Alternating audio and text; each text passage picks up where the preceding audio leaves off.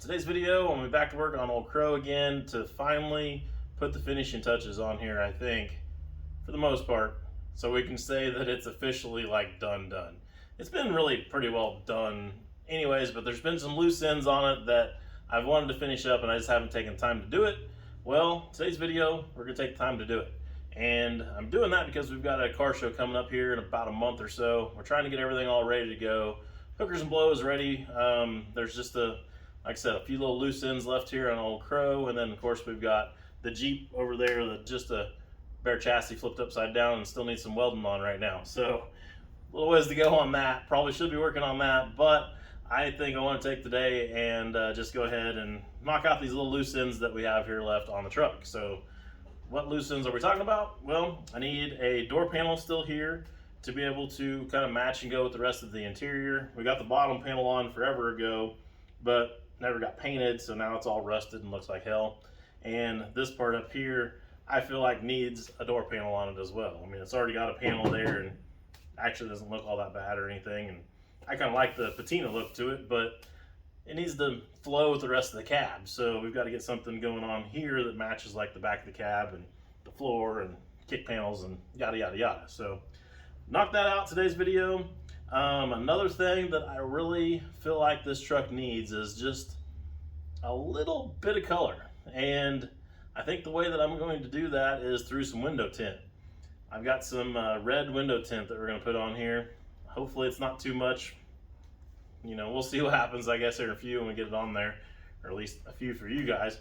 And yeah, we'll go from there. But I think a little dab of color on this thing is going to really add a lot to it. At least I hope it does. So we're gonna try that. I've got I got a shifter boot I need to put on there, and Julie is fixing the crow head that we've got for the shifter knob.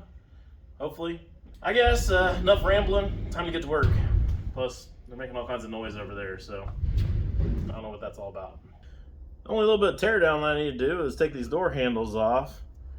I want to give a quick shout out to Rat Rod Bob again, because I fought with trying to figure out how to get these things off for a while before when I was first putting these windows all together. And the only way I was able to figure it out is I went to YouTube and found a Rat Rod Bob video where he was pulling his all apart.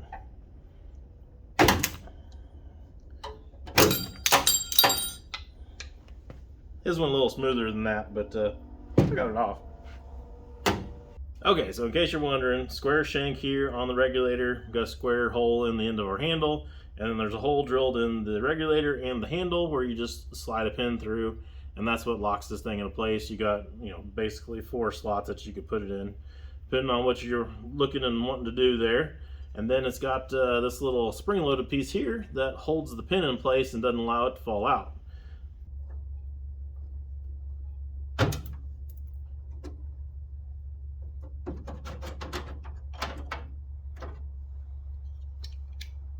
How's it going, everyone? Welcome to Julie's Craft Corner. Well, not really, but for those of you who don't know, I am Anthony's wife, and Anthony's been busy in the shop, and he's had this project on the back burner needing to get finished, and I thought maybe I could help him out by taking it on.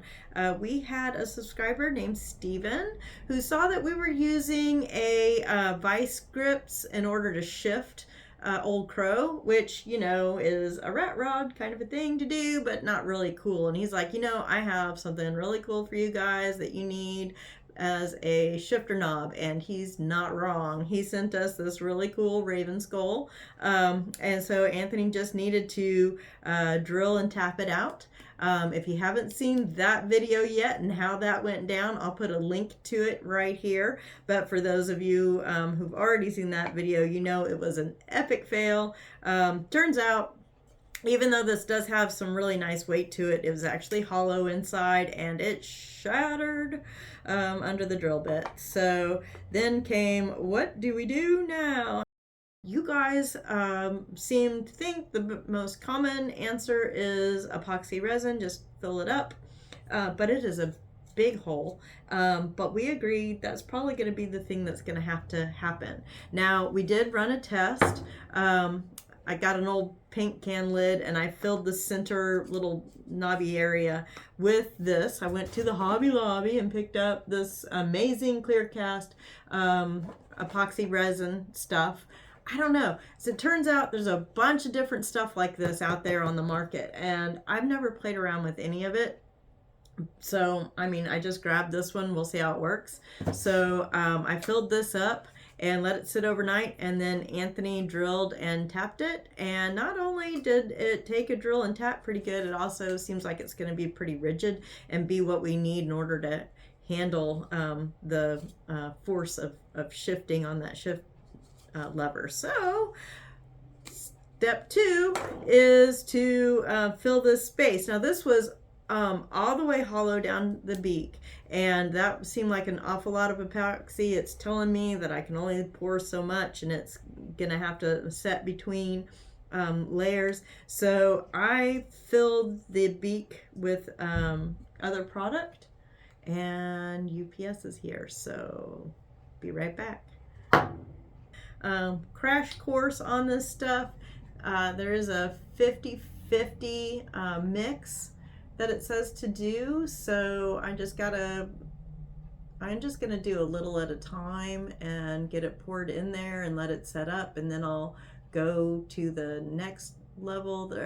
One thing I'm learning really quick with this stuff is there's no rushing epoxy. It just is what it is. I'm glad I'm started it now because we don't have a lot of time, and this needs to get done.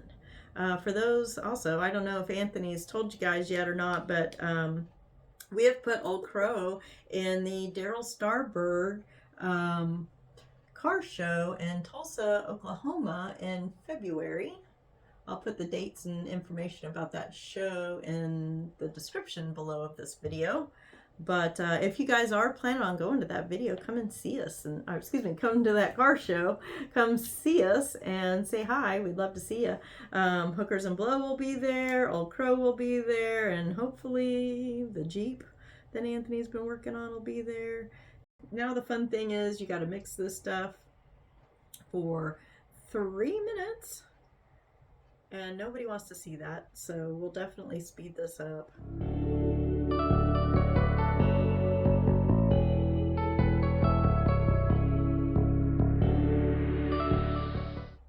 Dry.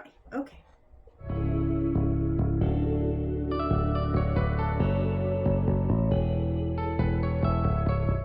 What's the thing that's going to be cap 1 of many? Alright, we got the metal cut to the right size for the door here. It's the right height, right width, but this has got some rounded corners here on the end. So I had to go searching for something that's going to have the right radius for us. So I come up with this. It's an old 3D printed die for a dimple die set, and it fits perfect right there in the corner. Didn't work real great for the dimple dies. We can go into that some other time if you guys want to talk about that. Let me know in the comments below, but I think it's going to work good for this. So I'm just going to stick it on here, use it to trace around for our corners. Alright, corners are cut, fitting really good, so I'm happy with all of that. Now we need to pop a couple holes in here so that we can get the pieces for the handles to go through, and then we can start laying out a design.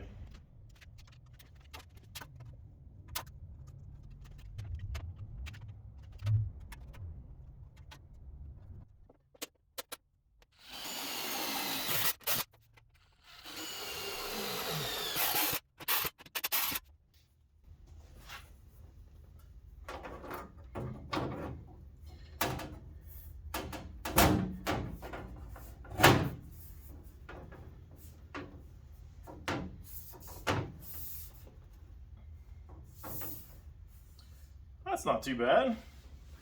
A little tight on my holes here, but they fit, so we're okay. Now I just need to figure out some kind of design. I'm not sure what I'm doing here just yet, but I know we need a border around it to match the door panels and everything else we've done. And I used an inch on that, and that's what this is right here, is an inch.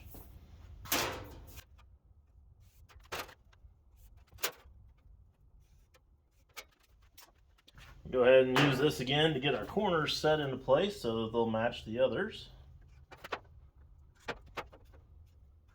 I don't know if I'm even going to use this one up here when I'm kind of starting to put together in my head, but I'll go ahead and put it here anyways while we're doing it. I think I'm going to go ahead and use this right here for another design.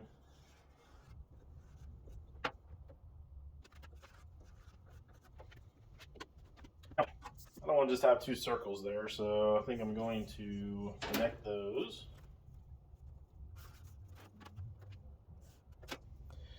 So there's really no right or wrong way to really do this other than just making yourself happy, and visually to make me happy. I don't really like the way this is looking so far, so I'm going to keep playing with it until I get something that I do like. I think I like coming off the side of this circle here, but this one being back down here, I don't really like. So I'm going to go ahead and get a bigger circle. And now I've got that kind of tied into there where it kind of flows in there a little bit. I was also kind of thinking about maybe coming in here like this, but this circle seems to be too small, so we find something a little bit bigger and I can kind of add a little bit more shape to that as well. I think I'm going to end up doing something like this to be able to kind of get away from this just straight line look that I had going on to begin with.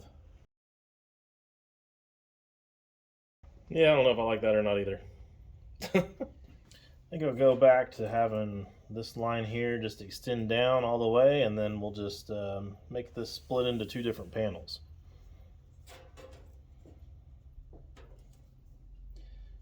We'll see what that looks like.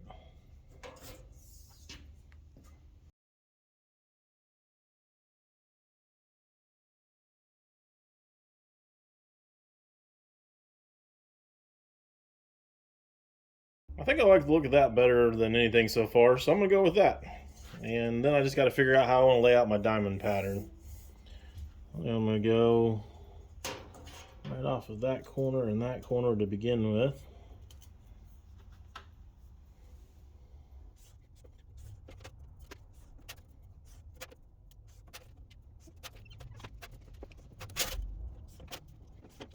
Now to get my diamonds to lay out right and make them look good, the trick that I use to do that is I'll take a square on here and then I'll just take and mark a couple of spots where it intersects with the lines that we just put on. Set that out of the way, and then we can grab our straight edge again and just split the difference. We'll put one side right here on this line, one side on that line, and there's our new lines that we'll be able to follow along with the rest of the layout here. And that puts all of our diamonds directly on top of each other throughout the rest of this pattern.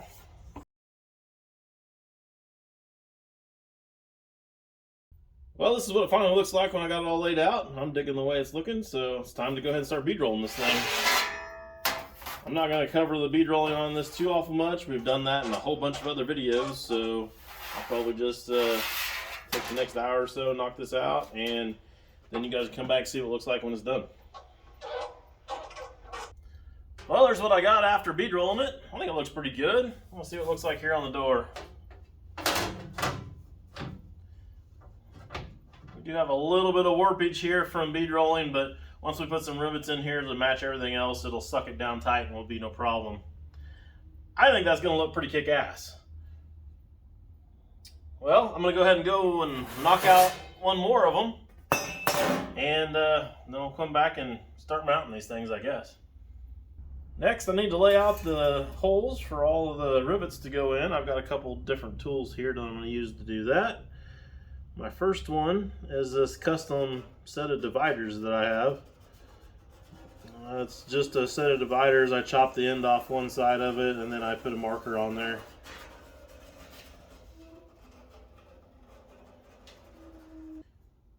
I've got them set up to where they're splitting half of this space out here around this bead.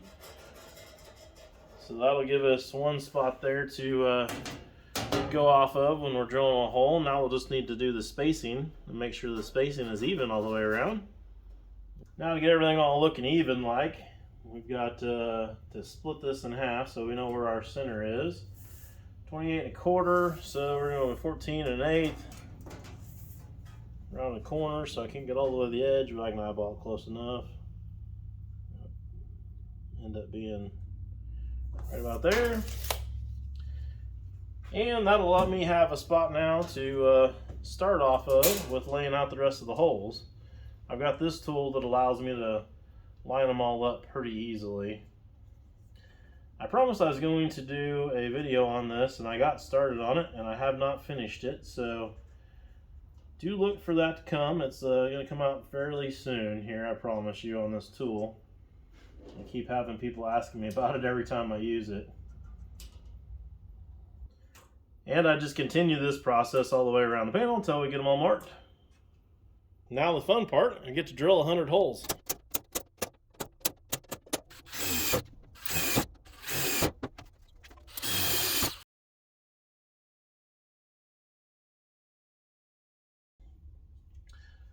Alright, now, I've already got all the holes pre-drilled here for the rivets. They're not actually the size that I want them to be for the rivets yet, but I do have them all started there where they're all, laid out so we know where everything's going. Now we need to attach this panel to the door. Now I could go ahead and drill a hole here and put some clecos in and stuff like that, but I really like self-tappers.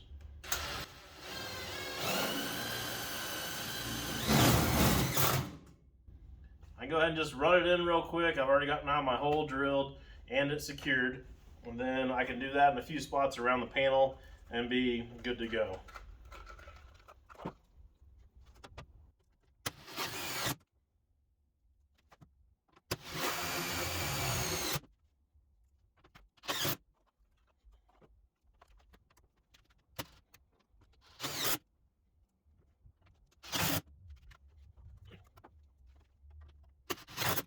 Sweet, that looks pretty good on there. It's going to definitely hold everything in place while I start working on putting all the rivets in.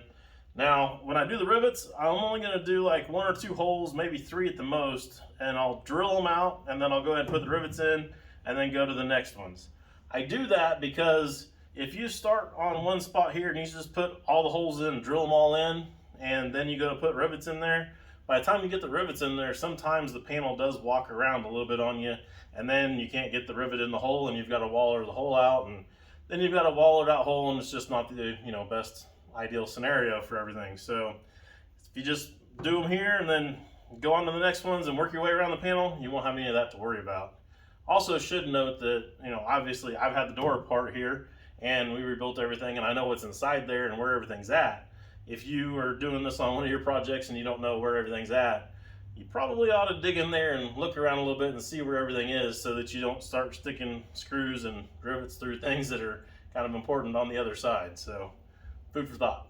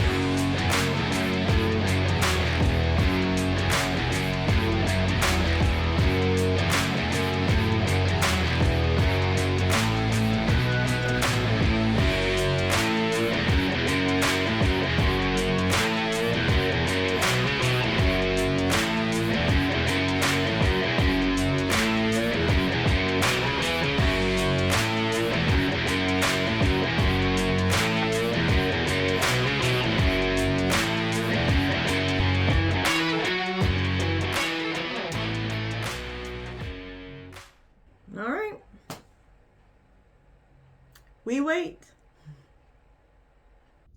Friends, I gotta tell you, I think in my opinion, this is a perfect example of combining old to new and making it look just badass. I'm really digging it. I hope you guys are into it as much as I am. I think the icing on the cake on this deal is going to be to add a little bit of color up here on the top, like I said, with this window tint. Been kind of holding off on that deal because I honestly don't know what the hell I'm doing with the window tint, but we're going to give it a shot. We're going to see what happens.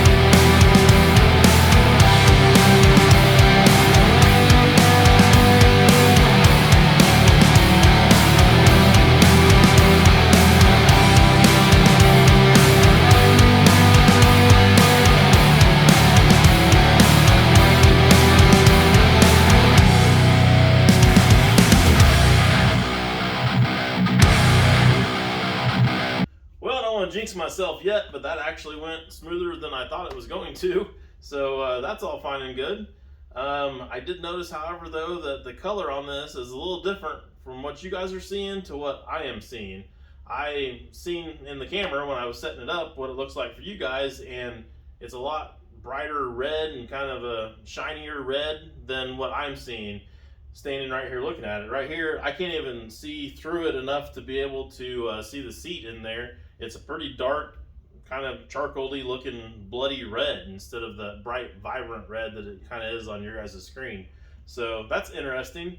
I'm not sure how I feel about that. I was wanting to go more with what you guys are seeing than what I'm seeing here, but actually now that I'm looking at it and seeing it, I like that too. So I guess it doesn't matter what it looks like in the end. Regardless, I'm going to put it on there and we're going to have it on there. So yeah, I guess we need to go ahead and knock out the other two windows.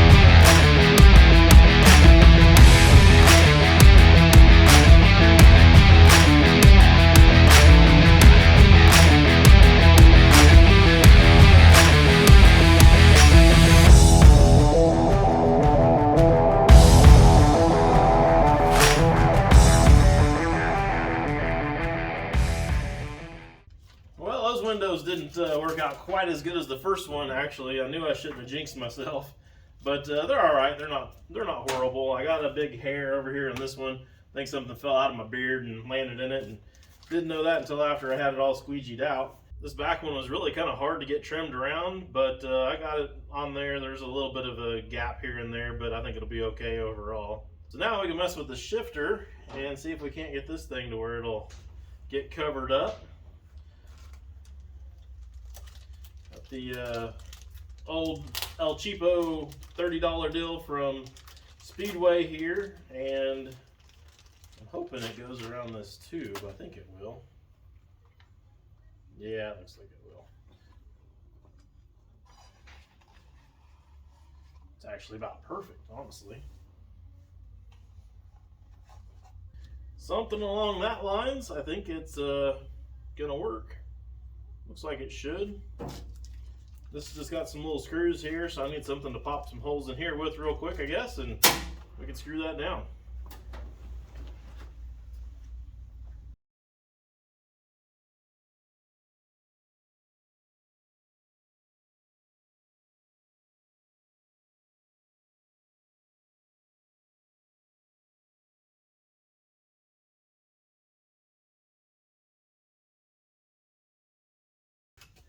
Well, is it ready? Because there's nothing left to do. Yeah, I think you can try. I'm really scared. It really sank in. It really shrank a lot. I'm gonna drill most of that out right there by the hole, so that's fine. That's true. I'm nervous. I'm here for moral support. Okay, you hold it right here like this, and I'll drill. Yeah, I don't think so. It's no longer in my hands. It's not my fault. I hope it works.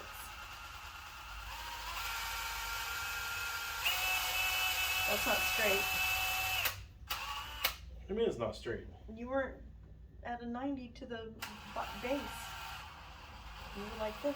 Looks straight to me. Okay.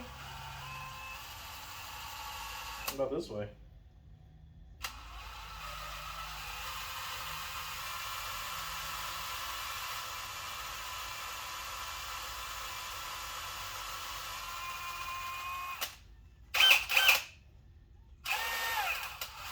How deep do you have to go? Easy. Well, there's a pretty good sized bolt sticking up out of there. It is. And then we've got to go I deep question enough. how tall that bolt needs to be. But we got to go deep enough for the tap to go all the way Oh, through. yeah, you still have to tap it. I'm so scared. But While you're down there. no. Not that kind of video.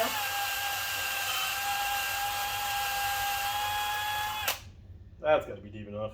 Okay. I gotta go find a tap. Yeah. Let me see.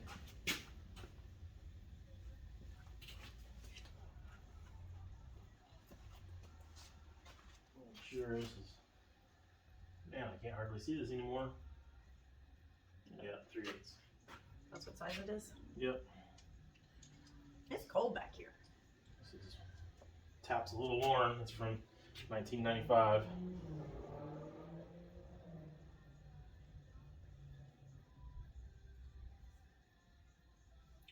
At least it's super easy to tap. Yeah, is it too easy is the problem. Well, it's plastic compared to what Well, that's I usually true. tap. That's true. I was just nervous about the original opening of that resin. But it's going straight in, so that's good. That's going off.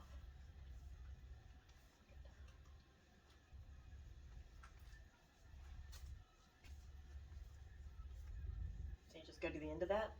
Yeah, I'll just go till it bottoms out. And then that's it? I'm actually about out of taps. So. Yeah, you are. That's what I was asking. You go to the end of that. That's all it takes? That's all it takes. That is really easy. You could have done it. I could have done it. I didn't know. Except for I would have completely gone in crooked or some crap and it would look weird. Hole on the top of his head. I just didn't want to be the one responsible for breaking it again.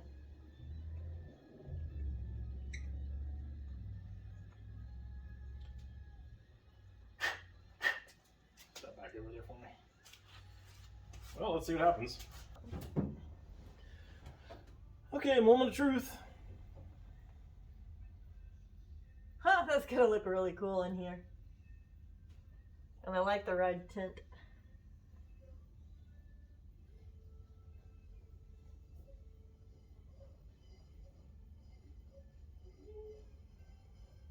Hopefully it'll line up with his beak pointing out.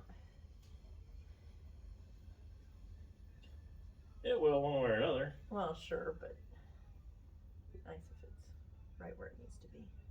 But Okay.